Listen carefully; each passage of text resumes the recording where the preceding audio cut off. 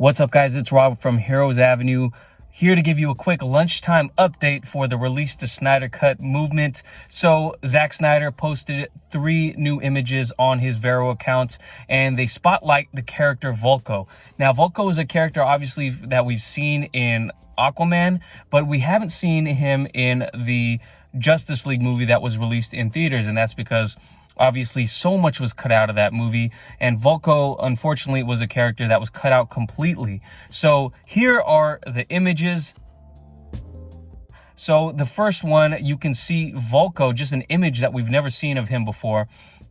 And in this photo, you can see the differences that are very apparent in this version of Vulko versus what we've seen in Aquaman.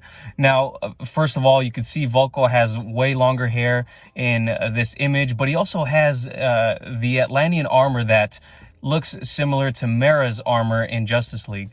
Going into Aquaman, we know James Wan, of course, having his own creative control, kind of changed up the outfits in that movie, and I think it totally worked. But it was very interesting to see what Zack Snyder had planned for these outfits because for me, I think Mera's outfit looks pretty awesome in Justice League. And it would have been cool to see more of Atlantis, the Atlantis that Zack Snyder had in mind or wanted to, or at least just the scenes he wanted to show, especially with Vulko involved. So we don't know how Vulko was going to act in his version of the cut, and probably these scenes were going to be really short. Here you could probably see Vulko trying to recruit Aquaman to do something about Steppenwolf, or maybe it was something that was going to lead into the Aquaman movie itself. So anyways, it would have been really cool to see what William Dafoe was going to do in this movie. Now, to be fair, it is good that James Wan was able to play around with these characters and first introduce Atlantis to us in Aquaman's movie. So I'm not really mad about that, but I do obviously want to see the Snyder Cut of the movie. And of course, as promised, I am going to be talking about anything that drops in regards to this.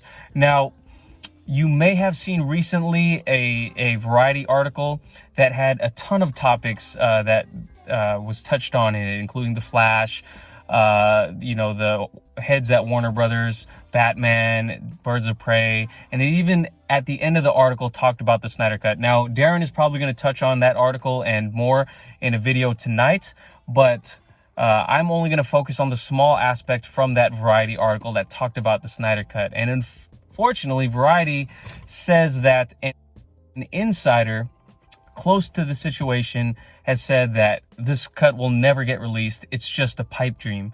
And I very much disagree with the fact that it will never be released. I have maintained on this channel and in previous videos I've talked about in the Snyder Cut that I think it will eventually be released. If you just think about what happened with the Superman movie back in the day, it took years for that movie to finally get released.